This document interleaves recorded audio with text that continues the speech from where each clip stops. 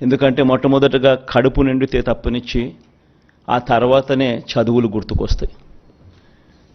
అలాంటి పరిస్థితుల నుంచి ఫీజులు కట్టలేక పిల్లలు చదువులు మానేసిన పరిస్థితి, పిల్లలు తమ తండ్రులు ఆ ఫీజులు కట్టలేని పరిస్థితిని చూసి పిల్లలు ఆత్మహత్యలు చేసుకున్న పరిస్థితి, ఇంజనీరింగ్ చదువుతా ఉన్న పిల్లలు.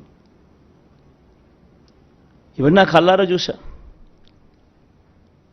అవ్వాతాతలకు అన్ని అర్హతలు ఉన్న పెన్షన్ రాని పరిస్థితి, ఇల్లు ఇవ్వని పరిస్థితి,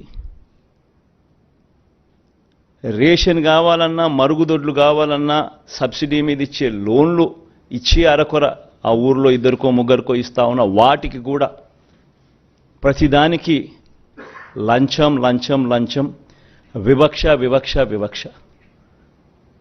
ఈ మ్యాన్ మేడ్ ప్రాబ్లమ్స్ను,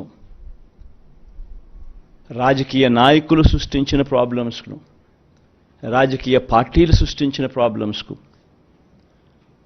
ఈ ప్రాబ్లమ్స్తో వ్యవస్థలు ఎలా, ఈ వ్యవస్థల వల్ల ఎలా పేదవాడి బ్రతుకు అతలాకుతలమైందో నా కళ్ళారా చూశా.